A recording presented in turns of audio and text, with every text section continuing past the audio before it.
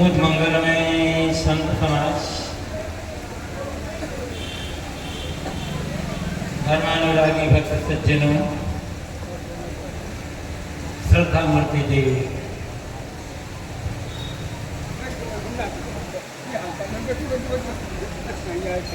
अनेक लोग प्रश्न करते हैं, बहुत दिन हो गए भक्ति करते, पूजा करते, सत्संग करते, धर्म के नाम पर करते और ध्यान साधना करते, आत्म साक्षात्कार क्यों नहीं होता? आत्मानुभूति या ब्रह्म साक्षात्कार, ईश्वर अनुभूति क्यों नहीं? कल्याण का, शांति का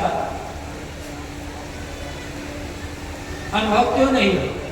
क्या करना चाहिए?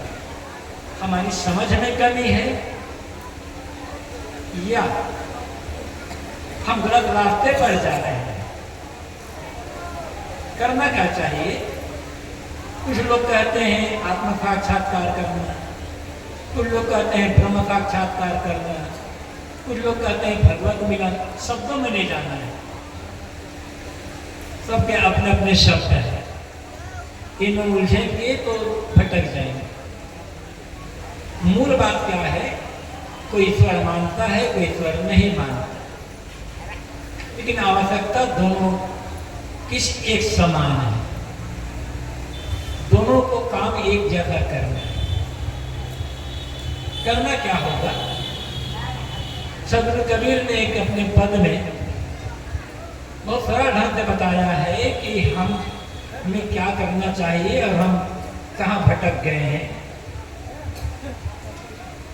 सदगुरु कहते हैं, अब मैं भूला रे भाई मेरे सदगुरु जुगत लखाई, क्रिया कर्म आचार में छारा छारा तीर्थ नहाना, सारी दुनिया भई सयानी मैं ही एक दीवाना, ना हरि लीजे जब तक कीन्हे, ना काया के जारे, ना हरि लीजे धोती छाड़े, ना पाँचों के बारे, दया राख धर्म को पाले जग से रहे उदासी, अपना साची सबको जाने ताहि मिले अविनाशी, सहे कुशब्द पाद को त्यागे, छाड़े गर्व गुमाना, आत्म राम पाहि को मिले कहीं कबीर सुजाना।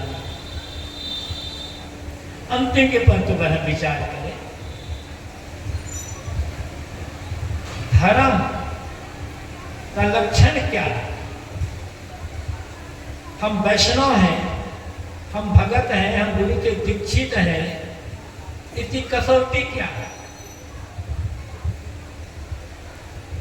मन की कठोरता का दूर हो जाना, मन में जो क्रूरता है एक प्रकार की, उसे दूर हो जाना, दूसरे के दर्द को, दूसरों की पीड़ा को अनुभव करके उन्हें दूर करने का प्रयास,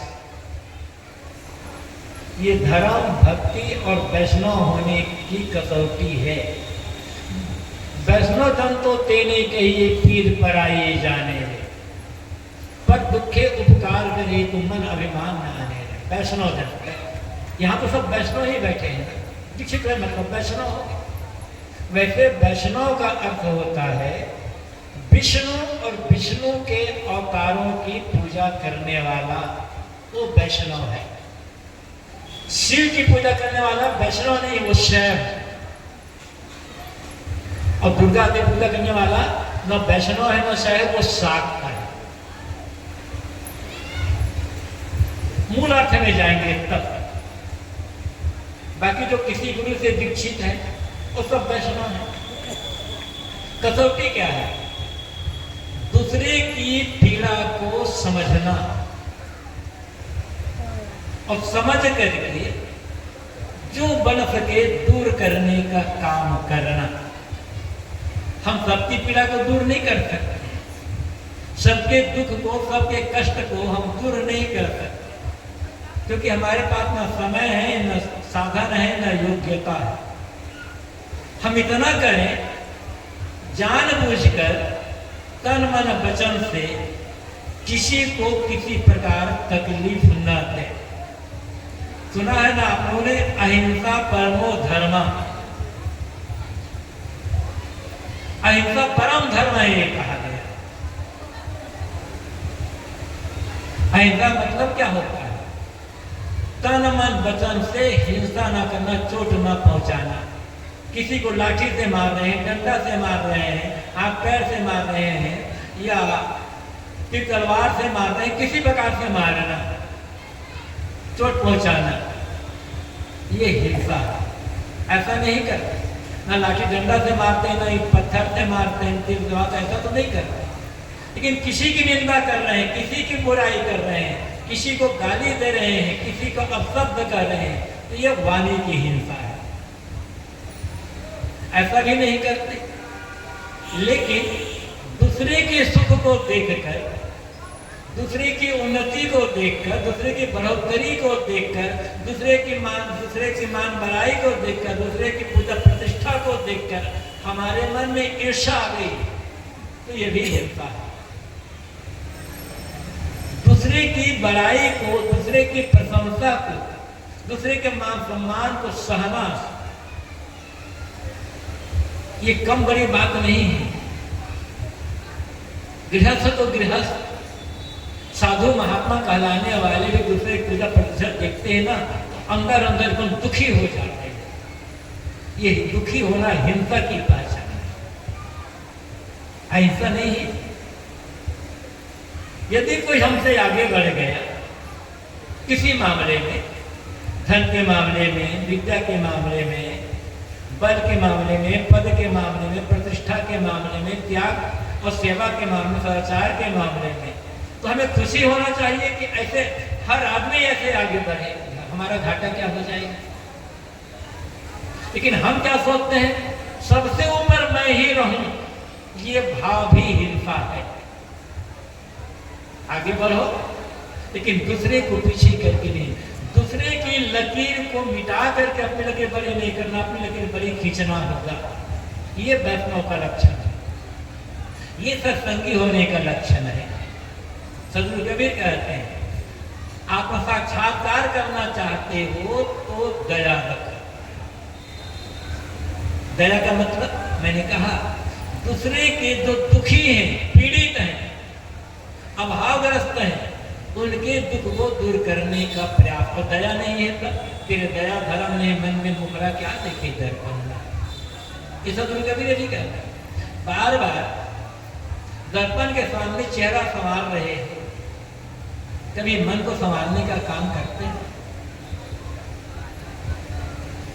कभी समझते हो चेहरे में दाग एक भी पड़ जाए ना तो लगता है दाग कैसे मिटे, और मन में दाग है वो दाग,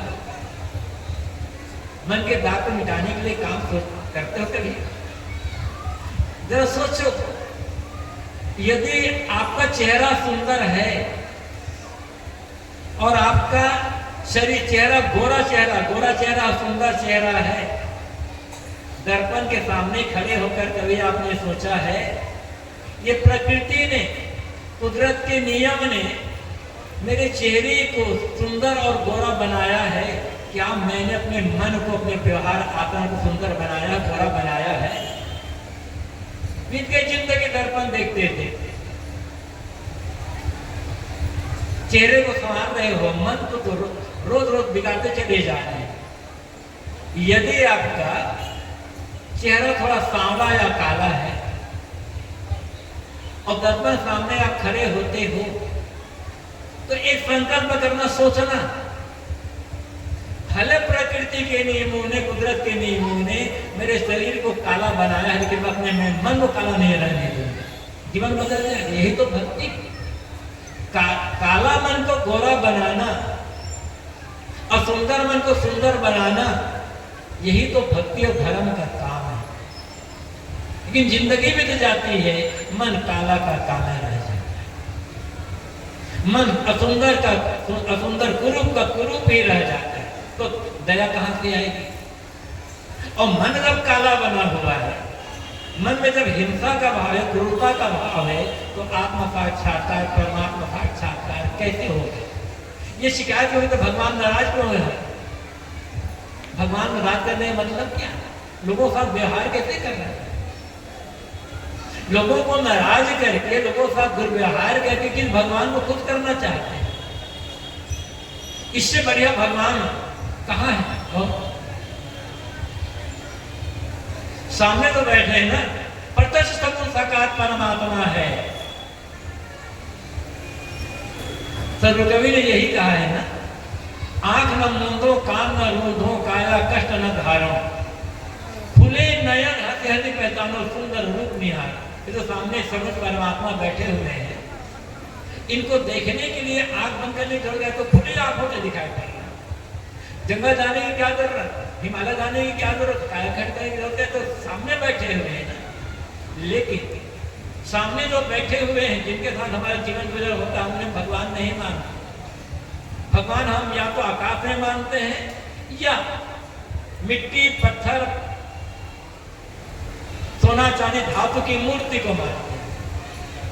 आप मूर्ति पूजा करते हो, आपकी बात है, उससे बढ़िया भगवान सामने है। मंदिर में जो भगवान बैठे हैं, उससे बढ़िया भगवान आपके घर में लोग हैं, माता पिता है, पति पत्नी है, सास बहू है। इनको भगवान मान पाते हो या नहीं मानते? और इनको भगवान नहीं मान सकते, इनके साथ सुंदर व्यवहार नहीं करते, तो कौन भगवान बुद्ध हो जाएगा? थोड़ा सा विचार बन फिरता था, तब पता चलेगा। तो कबीर कहते हैं, दया बिना दया के मन कोमल नहीं बनेगा। दया वो साबुन है जो हमारे मन की सारी गंदगी को दूर करे। दया होगी तो सेवा अपने आप आ जाएगी। बिना दया और सेवा के मन की कठोरता दूर नहीं होगी, मन की गंदगी दूर नहीं होगी, और कठोर और गंदे मन में आत्म साक्षात्कार का काम कैसे होगा? ये बात किसी मतपंथ की नहीं है। सदगुरु कबीर जो बात कहते हैं वो सार्वभौमिक बात कहते हैं, क्योंकि हम कबीरपंथी हैं। सदगुरु कबीर कबीरपंथी नहीं है, तब कबीरपंथी नहीं था उनके जमाने में। वो केवल एक मनुष्य थे बस। उन्होंने अपने को गढ़ा, छिला, समारा, मांजा, और मांजते मांजते इतना मान लिया, इतना मान लिया कि डंके की चोट पर वे कह सके, सो चादर सुरनन मुनि ओढ़ी, ओढ़ के मैंने किनी दरिया, दास कबीर जतन में ओढ़ी, क्योंकि तो धन से। हम कबीरपंथियों का हमें जीवन में कितना दाग लगे, देख पाते हैं कभी? सदगुरु कबीर कहते हैं कि जीवन की चादर जैसे मुझे बेदाग मिली थी, ऐसे मैंने बेदागी से रख दिया, बेदाग नहीं लगने दिया। और हमारे जीवन में कितना दाग है? कबीर साहब के गुण गाने से, कबीर साहब के नाम जपने से, कबीर साहब की मूर्ति बनाने से कल्याण नहीं होने वाला है। कबीर साहब की मूर्ति बना लिए, कबीर साहब के गुणगान कर रहे हैं, कबीर साहब मंत्र जप रहे हैं, ये कबीर साहब की भक्ति नहीं है। सदगुरु कबीर की भक्ति होगी जैसे उनका जीवन निर्मल था, धीरे धीरे हम उसी रास्ते में आगे बढ़े, उनके संदेश को, उनके ज्ञान को जीवन में जीने का काम कहते क्या? दया, दया रखो, मतलब अपने मन को कोमल, साफ रखो, कठोरता, क्रूरता का त्याग है। तब भक्ति क्षेत्र में आगे ये कहना चाहिए, दया भक्ति क्षेत्र में प्रवेश द्वार है। मन ही कोमल नहीं है, मन ही कठोर बना हुआ है, मन स्वाद के लिए क्रूर बना है, गंदा बना हुआ है, तो भक्ति के महल में प्रवेश कैसे करोगे? और भक्ति के महल में प्रवेश नहीं कर सकते तो आत्म साक्षात्कार, धर्म साक्षात्कार, आत्म कल्याण का अनुभव कैसे कर?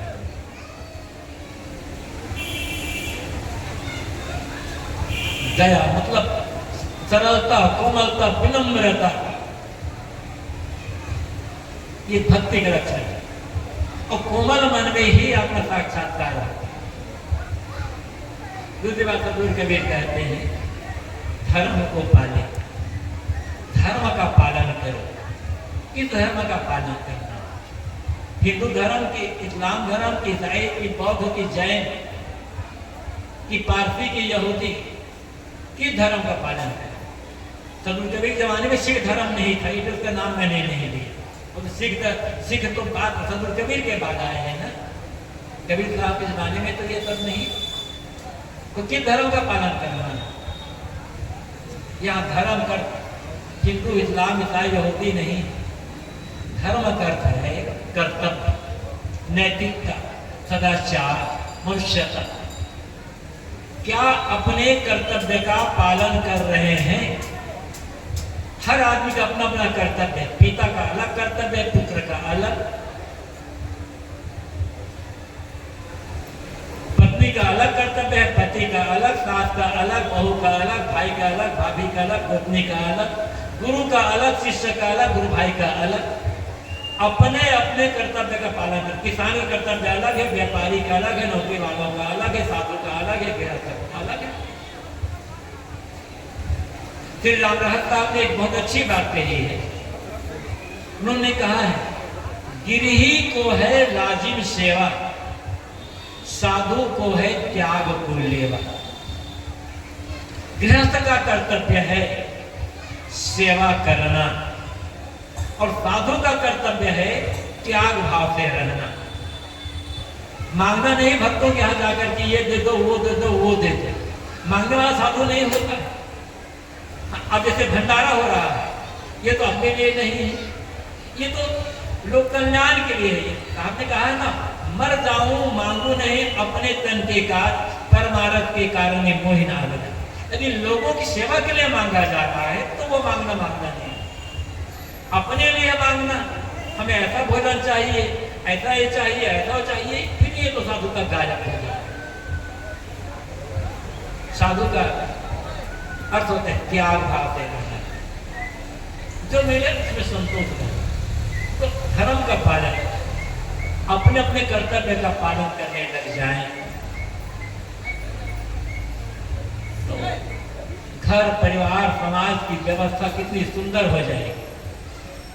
हम दूसरे के कर्तव्य को देखते हैं, इसको ऐसा करना चाहिए, कभी सोचते हो मुझे क्या करना चाहिए? दूसरों के लिए मैं क्या कर सकता हूं, क्या कर रहा हूं और क्या करना चाहिए? कभी विचार अपने में विचारते हो? हर आदमी ये कहता है ये हमारा अधिकार है, हम ले करके रहेंगे। कभी कहे हो ये हमारा कर्तव्य है, हम करके रहेंगे। और जो आदमी अपने कर्तव्य का पालन नहीं कर सकता वो आदमी धर्म को क्या समझेगा? जो आदमी अपने कर्तव्य का पालन नहीं कर सकता वो भगवान को, भगवती को, देवता को क्या समझेगा? एक भजन में कहा गया है ना, राम सुमिर के रहम करे ना, फिर कैसे पाएगा? फिर तो सुमर के कर्म कहे ना, यूं ही जग से जाएगा। राम का सिमरन कर रहे हो और रहम नहीं, कृष्ण का काम कर, कृष्ण का सिमरन कर रहे हो और कर्म नहीं। बिना रहम और कर्म के जिंदगी सफर कैसे? ये खाली एक पास वस्तु दे दो भगवान मिल जाएगा, इतना सस्ता भगवान नहीं है। किसी भगवान ने नहीं कहा है कि मेरा नाम जपो। अब पूरी वाल्मीकि रामायण पढ़ करके देख लो, राम ने कहीं नहीं कहा है कि मेरा नाम जपना चाहिए।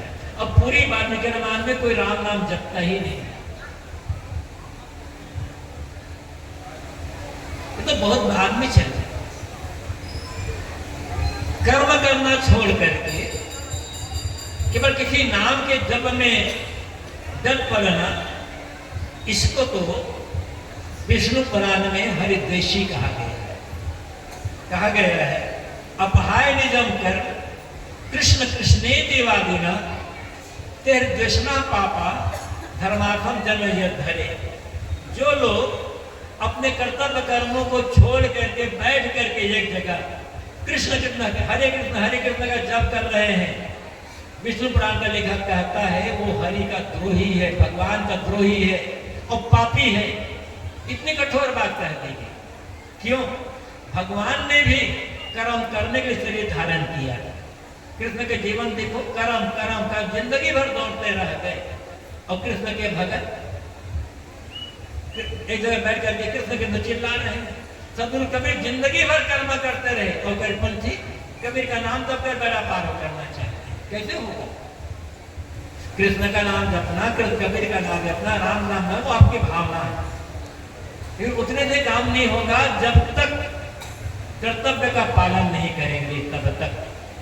अब जिस श्रेणी में है, मैंने कहा साधु का अलग कर्तव्य, गृहस्थ का अलग है, हर आदमी का अलग अलग कर्तव्य है। तो धर्म का मतलब होता है कर्तव्य का पालन, और धर्म का मतलब होता है नैतिकता, सदाचार। ये ऐसा धर्म है, नैतिकता, सदाचार, कर्तव्य पालन, दुनिया में कोई इंसान इसे इनकार नहीं कर सकता। जिसे कोई माने और कोई ना माने, उम्मत हो सकता है, मजहब हो सकता है, संप्रदाय हो सकता है, कर्मकांड हो सकता है, वो धर्म नहीं हो सकता, वो भजन नहीं हो सकता। जिसे माने बिना दुनिया का कोई भी इंसान सुखी जीवन नहीं जी सकता। जिसे माने बिना, जिसका आचरण किए बिना समाज में, जीवन में, परिवार में, समाज में व्यवस्था नहीं आ सकती, वो धर्म है। वो क्या है?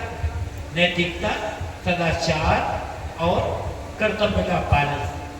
क्या कोई आदमी कहेगा कि आदमी को दुराचारी होना चाहिए?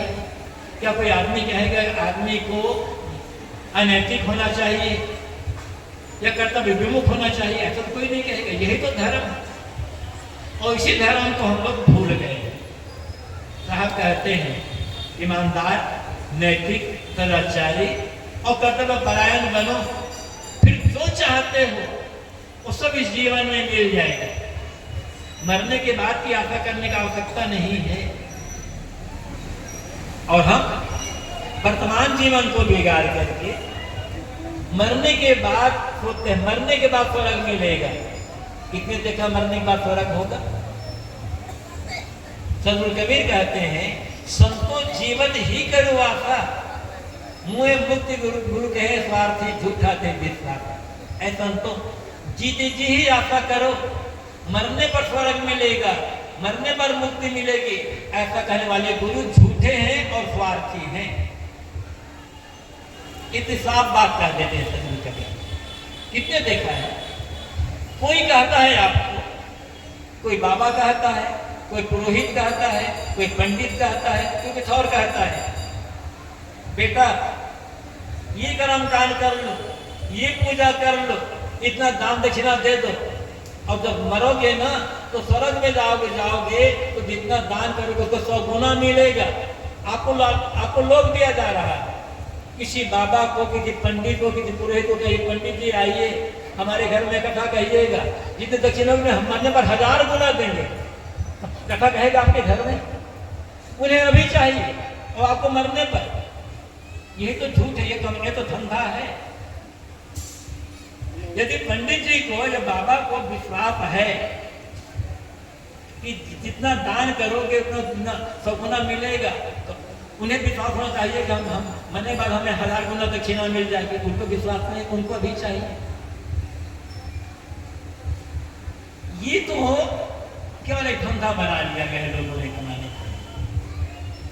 जो आदमी नैतिक है, ईमानदार है, चरित्रवान है, कर्तव्य पालन है, उसके जीवन में आज ही स्वर्ग है, मरने के बाद क्या है, और आज ही वो शांति का अनुभव कर सकता है। सदगुरु कबीर कहते हैं आत्मानुभव करना चाहते हो तो पहले धर्म का पालन करो, नैतिक बनो, ईमानदार बनो, कर्तव्य तत्पर बनो, तब आगे हो। जग से रहे उदासी और संसार से उदास रहे। इसका मतलब ललचाना बंद करो। ललचाने वाला आदमी अपने को छोटा कर देता है। प्रेरणा लो लोगों से, जो आपसे बढ़े हैं, आगे उनसे प्रेरणा लो कि वो कैसे आगे बढ़ गए, और प्रेरणा लेकर आप भी वैसे मेहनती बने। लेकिन ललचा रहे हैं। ललचाने का मतलब है भीतर की दृढ़ता को प्रकट करना। ललचाने से कोई चीज मिलेगी नहीं, मेहनत से चीज मिलेगी। इसलिए मेहनत तो करना है। ललचा कर अपने को दर्द क्यों बना रहे हैं? आप कमाते खाते हो, जो आपकी पुरुषार्थ और आपकी प्रार्थना होगा वो मिल जाएगा। ऐसा कभी भी मत कहो कि अमुक चीज के बिना जीवन बेकार है। क्यों बेकार है भाई? दुनिया की सारी चीजें केवल आपके लिए है, चीज बड़ी नहीं है, आप बड़े हैं। जिसे आप हीरा कहते हो वो हीरा बड़ा नहीं है, आप बड़े हो, आप हीरा के हीरे हो। सदगुरु कबीर ने कहा है कि भजन बिना बावरे तुमने हीरा जन्म गंवाया। ये जन्म हमारा हीरा है, इस हीरे को मुझे समझते हो? ललचा ललचा करके इस हीरे को कंकड़ बना रहे हो। ये ज्ञान हीरा है, आपके भीतर जो आत्मा बैठा वो हीरा है। ललचा ललचा करके हम हीरे को कंकड़ क्यों बना रहे हैं, मिट्टी क्यों बना रहे हैं? ललचाना बंद, अपनी मेहनत की कमाई में संतुष्ट रहना सीखना होगा। और जो संतुष्ट नहीं रह सकता वही तो दरिद्र है। भागवत पुराण में एक अच्छी बात कही गई है। पूछा गया कि दरिद्र कौन है, तो कहा गया दरिद्रो यश संतुष्ट कृपणो यश जितेंद्रिय गुणे सक्त धीरे सो गुण संगो विपरे। दरिद्र कौन? असंतुष्ट है। जितना मिला है उसमें आनंद नहीं आ रहा है। आनंद किसमें आ रहा है? जो नहीं मिला है उसमें। तो ऐसे आदमी को जीवन में रोने के अलावा और क्या मिलेगा? आपने सुना होगा एक आदमी की बात, अमेरिका की घटना है, मैंने पढ़ा है। एंड्रू कार्नेगी नाम का एक व्यक्ति हुआ है। माता पिता बहुत गरीब थे। माता पिता ने कितनी बार पढ़ाया। एंड्रू कार्नेगी होनहार निकले, बुद्धिमान। जब पढ़ लिख कर तैयार जवान हो गए तो उन्होंने व्यापार करना शुरू किया। बिल्कुल शून्य से, जीरो से शुरू किया। और जब वो 90 साल की उम्र में पहुंचे तब उसके पास 15 अरब डॉलर की पूंजी थी। शुरू किए थे जीरो से, पहुंचे कहां? 15 अरब डॉलर। वहां तक पहुंचे, बीमार पड़े, बिस्तर पर लेटे थे। उसके मित्र मिलने आए, बातचीत होने लगी। बात करते करते उसके मित्रों ने कहा, एंड्रू तुम्हारा जीवन बहुत सफल है, तुम्हारा जीवन मुनाफे में व्यतीत हो रहा है। एंड्रू कार्नेगी ने कहा, ऐसा क्यों कहते हो? मैं तो बहुत दुखी आदमी, कहाँ मेरा जीवन सफल है? तो मित्रों ने कहा, सफल तो है तुम्हारा जीवन, तुम जीरो से शुरू किए और आज 15 अरब डॉलर की संपत्ति छोड़कर जा रहे हो। तो हम लोग कह सकते हैं कि तुम्हारा जीवन 15 अरब डॉलर के मुनाफा से खत्म हो रहा है। एंड्रू कार्नेगी रोते रोते कहता है, मजाक क्यों उड़ाते हो?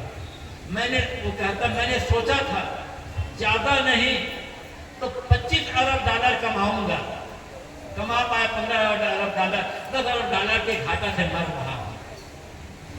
ये है दुख। जो मिला वहां दिखाई नहीं पड़ रहा, जो नहीं मिला वो दिखाई पड़ रहा। तो ऐसे आदमी सुखी कौन करेगा भाई?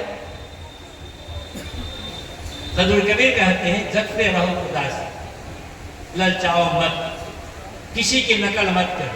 नकल करना है अच्छाई की नकल करो, सदाचार की नकल करो, सेवा भक्ति की नकल करो, त्याग वैराग की नकल करो। इस नकल करोगे तो जीवन बदल जाएगा।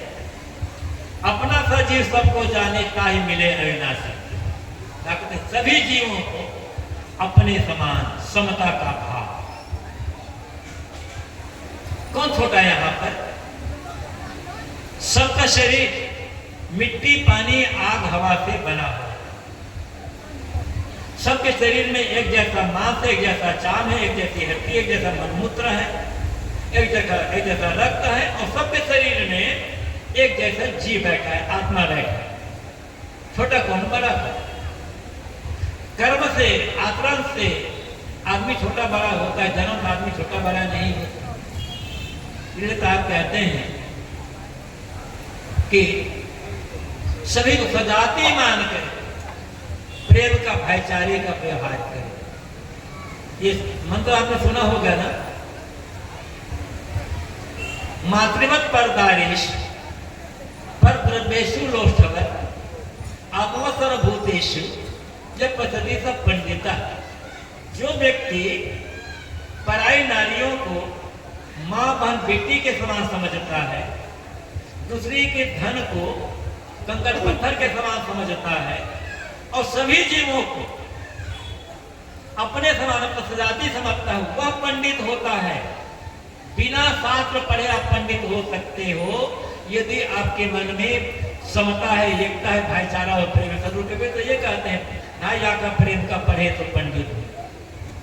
पंडित होने के लिए, सदगुरु कबीर के पंडित होने के लिए अमुक जाति में पैदा होना आवश्यक नहीं। कहीं कोई भी व्यक्ति कहीं भी पैदा हुआ व्यक्ति पंडित हो सकता है। भाईचारा हो, समता हो, एकता का भाव हो और प्रेम हो, बस आप पंडित हो। ऐसा जब पंडित बन जाएंगे ना तब आत्मानुभव होगा। अहंकार है हम बड़ी जाति के, ये बड़ी जाति का अहंकार काम नहीं आएगा।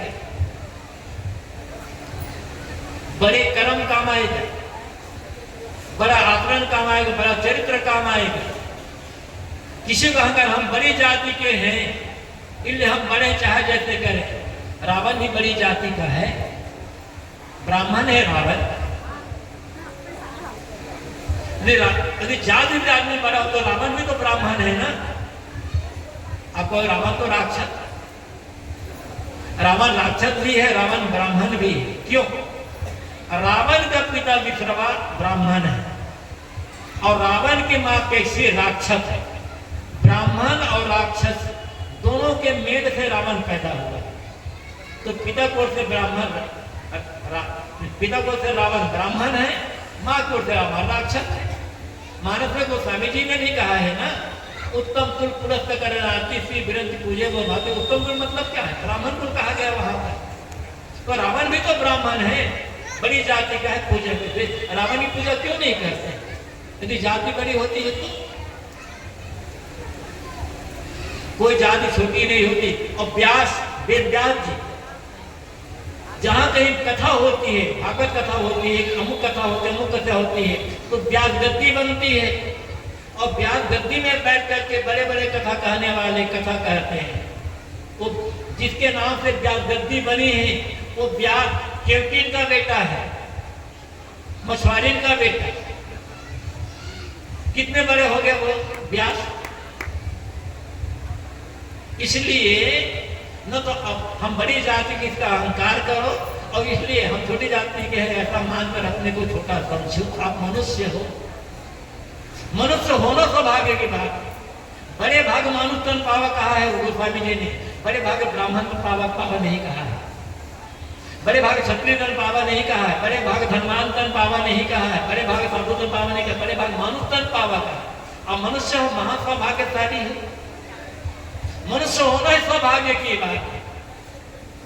फिर बता दो आप जो बनना चाहो बनो। मनुर्भाव जनिया द्रव्यम जन्म, ये वेद में कहा गया है। मनुष्य बनो और दिव्य जन समाज पैदा करो। सदगुरु कबीर करके बात पढ़ाता हूं मैं, साहब कहते हैं अपना सा जीव सबको जाना। सभी मनुष्य, सभी प्राणी को, मनुष्य ने सभी प्राणी मात्र को तो समझो हम सजाती हैं। सबका शरीर मिट्टी पानी आग हवा से बना है और सभी प्राणियों में एक जैसा जीव तो जाति तो है। कौन छोटा? किससे घृणा कर रहे हैं? घृणा करना है तो दुष्कर्मों से करो, दुराचार से करो, पाप से करो।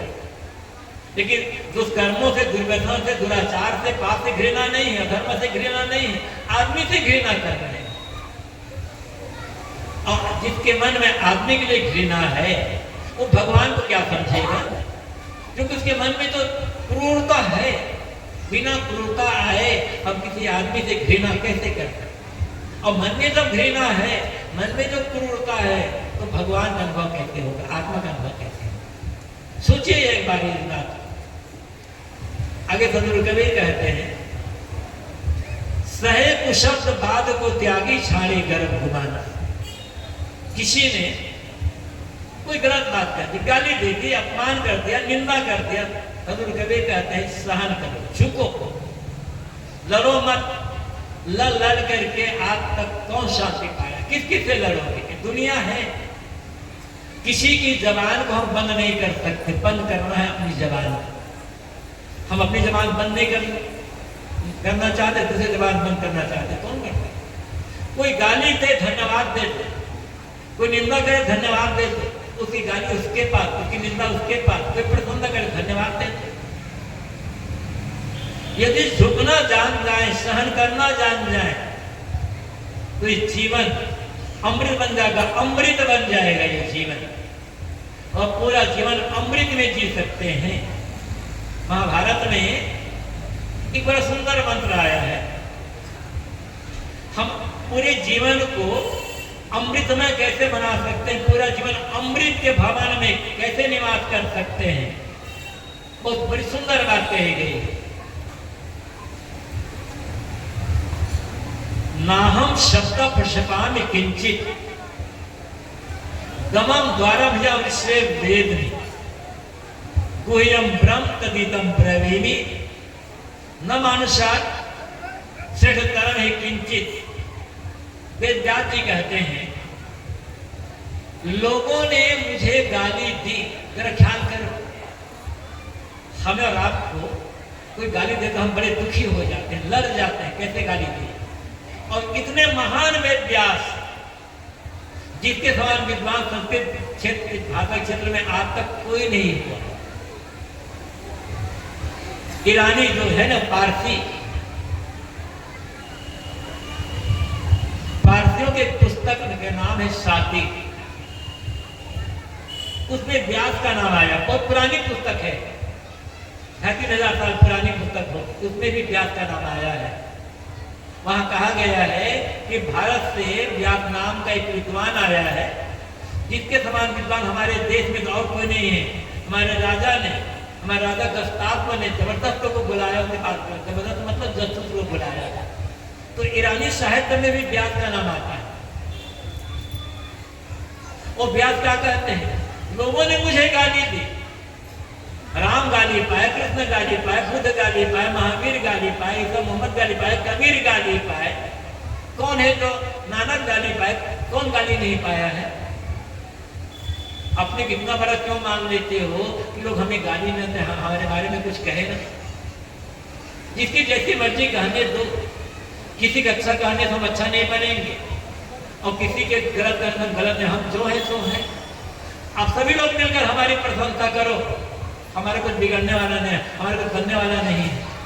और सभी लोग मिलकर हमारी बुराई को, हमारे कुछ बिगड़ने वाला है। हम अच्छा करेंगे तब हम अच्छा बनेंगे, हम गलत करेंगे तब हम बुरा बनेंगे। हमारी कमाई होगी, हमारे कर्म जैसे हम अच्छा बुरा बनाते हैं। तो वेदव्यास जी कहते हैं, नाहम शब्द प्रशपामि किंचित, लोगों ने मुझे गाली दी, लेकिन बदले में मैं थोड़ी सी गाली नहीं देता। लोगों ने पूछा, महाराज क्यों, किस लिए? तो उन्होंने जो कहा पूरे जीवन का सार है, अमृत। दमम द्वारम या वेदनी, वे कहते मैं जानता हूं, अपने मन को मार लेना, सहन कर लेना, अमृत के द्वार में प्रवेश करना है। अपनी शांति के लिए सहना सीखना। और कम से कम जिस घर में आप रह रहे हो, बेटा ने कुछ कह दिया, बहू ने कह दिया, पत्नी ने कह दिया, पति ने कह दिया, साथ में बहू ने कह दिया, इसका मुकदमा करोगे, मारपीट करोगे, डंडा उठाओगे, सहना तो पड़ेगा ना। बिना सहन किए जीवन चलने वाला नहीं है, सहना तो पड़ेगा। किस से सहन करें? रास्ते में जा रहे हो, किसी की बाइक से आपकी बाइक लड़ गई, या किसी कुछ लड़ गया, अब क्या करोगे? लड़ोगे, इस सहन करके आगे बढ़ोगे? आप कहोगे नहीं, हम सहन करना नहीं जा रहे, हमने सहन नहीं किया, ठोकर लगी, आपने गाली दी, सामने वाले ने गाली दी, आपने गाली दी, सामने वाले ने गाली दी, आपने कहा तुम अंधे हो, तो होते अरे तुम अंधे हो, कहाँ सुनी बढ़ गई, कहाँ सुनी बढ़ गई, मारपीट होने लगी, पुलिस आ गई, दोनों पकड़ थाना में ले गया, मुकदमा हो गया। अब पुलिस का सहो, वकील का सहो, जज का सहो, गवाह का सहो, परेशानी होते तब क्या हो जाता? सहना तो पड़ेगा। अब थोड़े उसी समय ठोकर लगे, उस समय सह लेना ज्यादा अच्छा है कि पुलिस, गवाह, वकील, जज सबका सहना अच्छा है। समझ लो थोड़ा सा, सहना कौन अच्छा, कहाँ सहना पड़ेगा? हाँ, आप आपके घर को, आपके खेत को, खलिहान को, अगर चीज को कोई जबरदस्ती कब्जा कर रहा है तो पंचायत है, न्याय है, कानून है, वो लेकिन व्यक्तिगत जीवन की बात में सहना तो पड़ेगा शांति। तो दमम द्वारम विषय वेद व्यासी कहते हैं कि मैं जानता हूं अपने मन को मार लेना, सहन कर लेना, दुख जाना, अमृत के द्वार में प्रवेश करना है। और सहना नहीं सीखे तो पूरी जिंदगी जहर बन जाएगी, जहर। हमारे गुरुदेव जी एक सूत्र कहा करते थे, शांति चाहते हो, जीवन को सरलता से आनंद से जीना चाहते हो, तो एक सूत्र है, अपने अंदर के जहर को मारो और दूसरों का जहर उबल कर सामने आ गया है तो सहन करो। अंदर जहर क्या है? क्रोध, अहंकार, स्वार्थ, ईर्ष्या, द्वेष, व्यामनस, ये जहर है, कड़ता, ये जहर, इनको मारना हो। और दूसरे जहर आ गया है तो सहन कर, शांत रहे। जीवन ऐसा है, प्रतिकूलताएं आएंगी, दुख आएगा, पीड़ा आएगी, अपमान सहना पड़ेगा, निंदा सहना, पता नहीं क्या क्या सहना पड़ेगा। और ये सब सहन करके जो शांत रह जाते हो तो जीवन महान बन जाएगा, महान। विष्णु के लिए सुना है ना आप लोगों ने, भुजग शयनम, शांताकारम भुजग शयनम, ये विष्णु के लिए कहा जाता है। सांप पर सो करके शांत रहने वाला विष्णु होता है। ये सांप क्या है? गाली, निंदा, झूठ, अहंकार, स्वार्थ, अपमान, ये सांप है, इनको सहन कर लो, शांत रह जाओ, आप विष्णु बन जाओ, भीतर विष्णु प्रकट हो जाएगा। लेकिन ये बात हम जानते ना हमें बताई जाती है। तो सतगुरु कबीर कहते हैं, सहे को सब, किसी ने कुछ कह दिया सहन कर, लड़ो मत, विवाद में मत पड़ो, विवाद में पड़कर जीवन बर्बाद हो जाए। सहे को सब, विवाद को त्यागे, विवाद का त्याग कर। विवाद में पड़ करके समाधान नहीं हो सकता। किससे लड़ोगे? कहां कब तक लड़ोगे? अंत में शांत होना पड़ेगा, शांत होना पड़ेगा। 1 घंटा लड़ो, 2 घंटा लड़ो, 1 साल, 2 साल, 4 साल, 10 साल लड़ो, अंत में तो शांत हो, सहना तो पड़ेगा, शांत होना पड़ेगा। कब तक? और लड़ते जिंदगी बीत जाएगी तो कब्र में शांत होना पड़ेगा। तो कब्र में जाने के पहले शांत होना है या पहले शांत होना? वैष्णव है ना हम, और आप वैष्णव हैं, भगत हैं, साधु हैं, सत्संगी हैं, भक्त हैं, पुजारी हैं, पता नहीं क्या क्या है, और जल रहे हैं भीतर भीतर, क्रोध की आग में, स्वार्थ की आग में, अहंकार की आग में, ईर्ष्या द्वेष की आग में, बुराई की आग में, पता नहीं कैसी किसी आग लगी है भीतर। इसी आग को बुझाने के लिए धर्म का काम है, इसी आग को बुझाने के लिए भक्ति और पूजा और ज्ञान और ध्यान का काम है। और सब कुछ कर रहे हैं फिर भी चल रही है आग भीतर भीतर, क्योंकि हमने भीतर को समझने का काम नहीं किया। कभी कभी विवाद में मत करो, सारे गर्व गुमाना, गर्व और गुमान, गर्व, अहंकार, घमंड, इसको छोड़ो, और गुमान, संदेह का त्याग। काहे गर्व करे नरमूरख, यह सब दुनिया पानी है, बिनस जाए सपने की माया, जो नदी का पानी। किसका गर्व करते भाई? आपने कहा है ना, पानी छोड़ दे अभिमानी, ये अभिमान पूर्वक बात करना छोड़ दो। जे लंका की गरा पर गए सोई है दुर्धानी, लंका रावण को अपनी लंका बड़ा अहंकार था, मेरी लंका समुद्र से घिरी हुई है, यहाँ कौन आ सकता हमला करने के लिए? हनुमान गए, जला करके राख कर दी। सतगुरु कबीर कहते हैं, जे लंका की गिरफ्त रहे सोई भय घुरधानी, जे भैया के गिरफ्त रहे से भय अगवानी।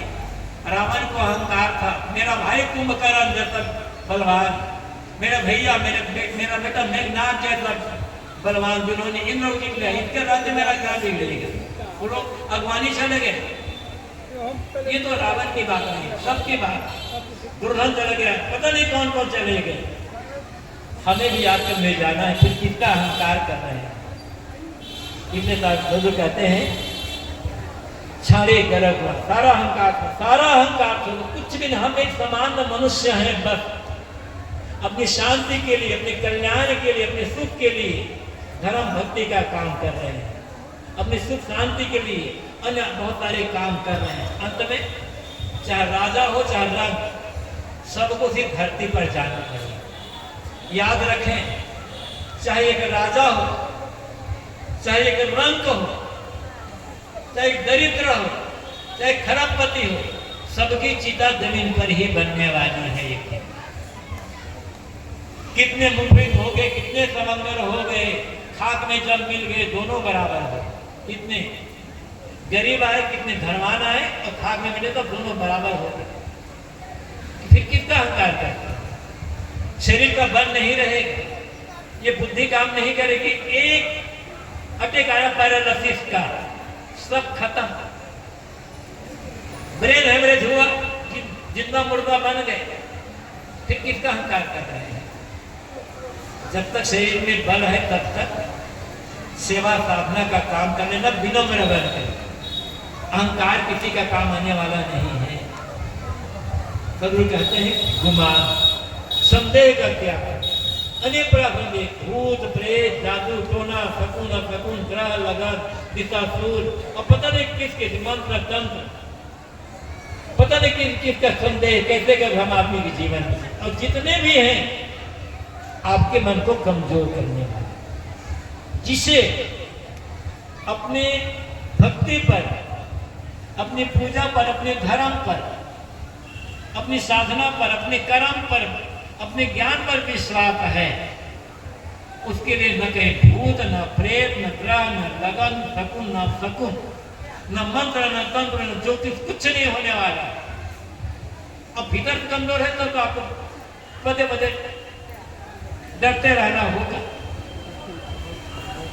इसलिए सारा संदेश सही ज्ञान प्राप्त करें और सही ज्ञान प्राप्त सही आचरण बनाएं, अंदर से निर्भय हो जाएंगे। लेकिन जब भीतर कमजोरी रहेगी, स्वार्थ रहेगा, अहंकार रहेगा, विकार रहेंगे, तो कहां सिर गिड़गिड़ाओगे। गिड़गिड़ा छोड़ करके सही ज्ञान प्राप्त करें और सही आचरण करें, तो जो हम चाहते हैं इसी जीवन में हम अनुभव कर सकते हैं। सदगुरु कबीर का और सदगुरु कबीर साथ साथ अन्य विज्ञानी संत सबका संदेश यही है। मैंने सदगुरु कबीर का एक पद आपके समक्ष कहा, एक बार फिर दोहराकर अपनी बात समाप्त कर देता हूँ। अब मैं भूला रे भाई मेरे सदगुरु जुगत लखाई, क्रिया कर्म आचार में छाना छाना तिलक नहाना, सारी दुनिया भई शयानी मैं ही एक दीवाना। ना हरे लीजे जब तक की ने ना काया के चारे, ना हरे लीजे धोती छाड़े ना पांचों के माए। दया राख धर्म को पाले जग से रहे उदासी, अपना का जी सबको जाने ताहि मिले अविनाशी। सहे कुशल बाद को त्यागे छाड़े गर्भ गुमाना, आत्म राम ताहि को मिले कहे कबीर सुजाना। तार करके दया रखो, दुखे को दूर करने का काम करो, अपने कर्तव्य पालन करके नैतिकता और ईमानदारी के पद पर चलो, लोभ लालच छोड़कर अपनी कमाई पर संतोष रखो, मानव मात्र के लिए भाईचारा समता एकता का व्यवहार रखो। कोई कुछ कह रहा है उसे सुन करके शांत रह जाओ और सारे अहंकार को विनम्र बन करके निसंदेह हो जाओ। जो चाहते हो आत्म साक्षात्कार, ब्रह्म साक्षात्कार, आत्मअनुभव, आत्मसिद्धि सब इसी जीवन में अनुभव हो जाएगा और यह जीवन पाना सार्थक हो जाएगा। 2 दिनों सत्संग कार्यक्रम, कल तो बारिश हो रही थी लेकिन आज खुल गई, बड़ी संख्या में आप लोग आए और पूरा सुबह से शाम तक आप बैठे हुए हैं। आपके मन में सत्संग के लिए, ज्ञान के लिए, भक्ति के लिए, कल्याण के लिए जो भावना है, जो उमंग है, जो उत्साह है, ये भावना, ये उमंग उत्साह बने रहे और संतोष संगति में लगकर सन्मार्ग में चलते हुए अपने कल्याण का काम करें। इन्हीं शुभकामनाओं के साथ आपको बहुत बहुत धन्यवाद और अपने वाणी को विराम। बोलिए सद्गुरु।